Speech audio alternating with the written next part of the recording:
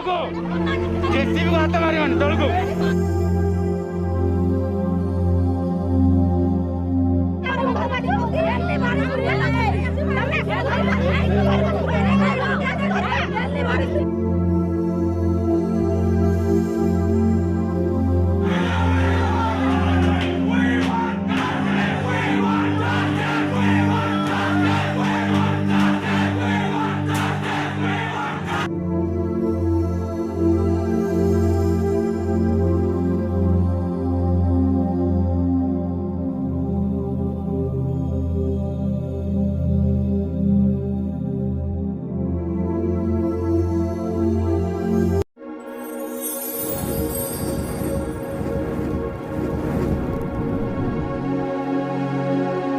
नमस्कार praise the Lord आप देखुं gospel time TV YouTube channel.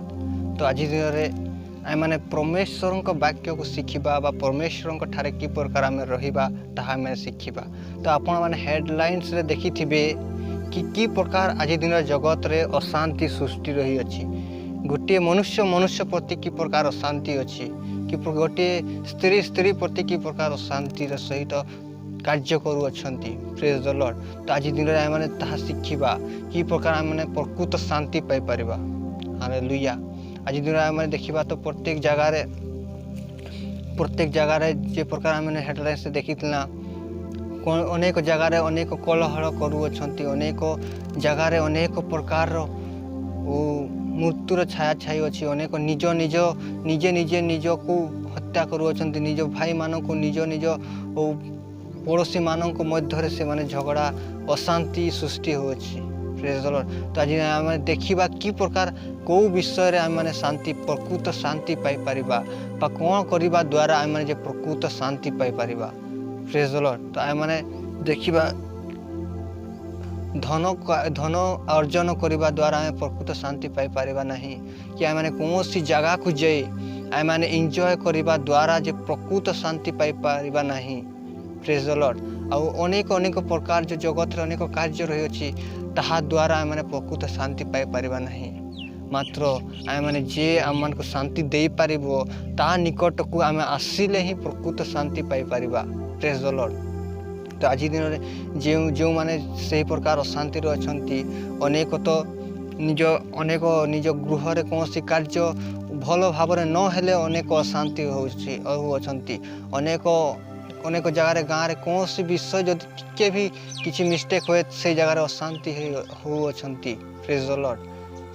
Praise the Lord. आउ मनुष्य मध्य अशांति, आहुरी राज्य मध्य अशांति, आहुरी देश मध्य अशांति, ए प्रकार प्रत्येक पृथ्वी जे आज दिन में अशांतिर सहित अछंती। Praise the Lord. तो आज दिन गोटे विषय ही आम मानक प्रकृत शांति दे पारिबो। कौन सी धन आमको शांति दे पारिबो नहीं कि कौन सी जगह गले आम मैंने शांति प्रकृत शांति पाई पारिबा नहीं। किसी समय निमंते आम मैंने शांति पाई पारू किंतु किसी समय पर से शांति पुनर्बार आम मान सहित आम ठारू पलि जीव। किंतु से गोटे जन अच्छी जे आम मान प्रकृत शांति प्रकृत बोझरू आम मानक जे आम मानक से हल्का कर पारिबो बा आम मान से बोझर उद्धार कर से अशांति आम मान शांति दे पारे से गोटे मात्र जड़े अच्छा से आम मान डाकू अच्छा से वाक्य को देखा तापर आम आग को जीवा से प्रभु को वाक्य माथ्य लिखित सुसमाचार से 11:28 पद को आम देखा।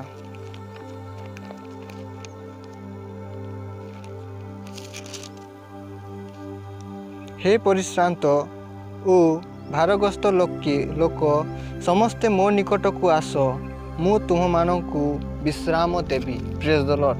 तो आज दिन प्रभु आम मान कहते कि कौन सी जगह को गले जे आम प्रकृत शांति पाई परिबा नहीं। मात्र प्रभु जीशु ख्रीष्ट ठारे आसीबा द्वारा जे आम माने प्रकृत शांति पाई परिबा।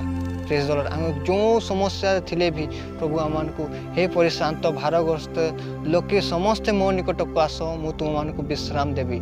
से आज दिन परमेश्वर आम मान को प्रत्येक जन को डाकू अच्छा। अनेक कलहल अनेक जगार जे अशांतिर सहित अच्छा से प्रत्येक जन को प्रभु डाकू अच्छा आज दिन से प्रकृत शांति देवा निमंते।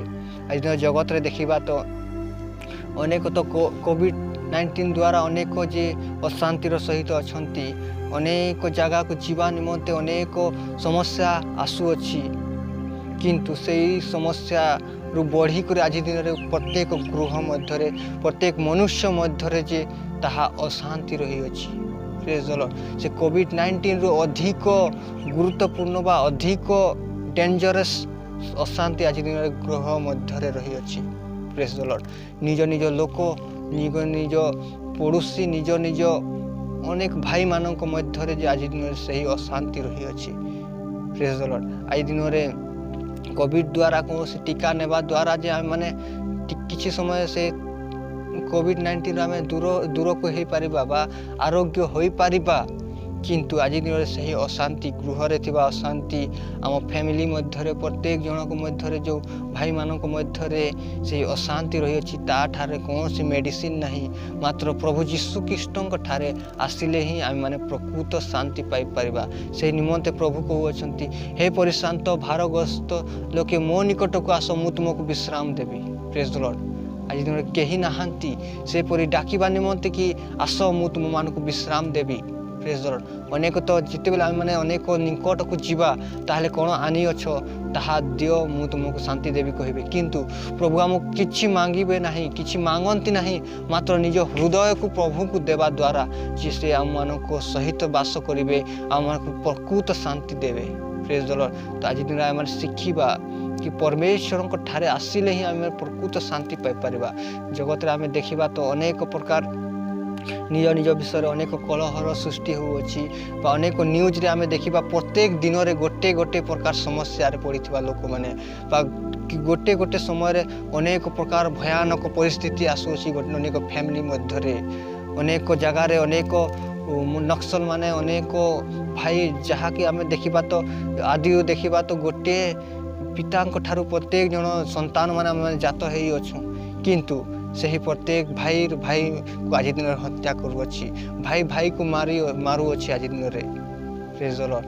ସେହି ପ୍ରତ୍ୟେକ ବିଷୟରୁ ଆମେ ଯଦି ଉଦ୍ଧାର ପାଇପାରିବା, ତାହେଲେ ସେହି ଗୋଟିଏ ନାମ, ଯେ ଗୋଟିଏ ହିଁ ବ୍ୟକ୍ତି ଅଛନ୍ତି ଯେ ଆମମାନଙ୍କୁ ଉଦ୍ଧାର କରିପାରିବେ ଆଉ ସେ ସ୍ୱର୍ଗ ରାଜ୍ୟକୁ ନେଇପାରିବେ। କାରଣ ସେ ଆମମାନଙ୍କ ନିମନ୍ତେ ନିଜ ରକ୍ତ ଝରେଇଲେ, ନିଜକୁ କ୍ରୁଶରେ ହତ କରାଇଲେ। ପ୍ରେଜ୍ ଦ ଲର୍ଡ। ଆମରି ପାପ ନିମନ୍ତେ ବା ଆମମାନଙ୍କୁ ଉଦ୍ଧାର କରିବା ନିମନ୍ତେ, ଆମମାନଙ୍କୁ ପ୍ରକୃତ ଶାନ୍ତି ଦେବା ନିମନ୍ତେ ସେ ନିଜକୁ ଅଶାନ୍ତ କଲେ। ପ୍ରେଜ୍ ଦ ଲର୍ଡ। ତ ଆଜି ଦିନରେ ସେହି ପରମେଶ୍ୱର ଆମମାନଙ୍କୁ ଡାକୁଅଛନ୍ତି, ହେ ପରିଶ୍ରାନ୍ତ ଭାରଗ୍ରସ୍ତ ଲୋକେ ସମସ୍ତେ ମୋ ନିକଟକୁ ଆସ, ମୁଁ ତୁମମାନଙ୍କୁ ବିଶ୍ରାମ ଦେବି। ତ ଆଜି ଦିନରେ ଆମେ ସେହି ପରମେଶ୍ୱରଙ୍କୁ ଜାଣିବାର ଅଛି ଯେ ଆମକୁ ପ୍ରକୃତ ଶାନ୍ତି ଦେଇପାରିବେ।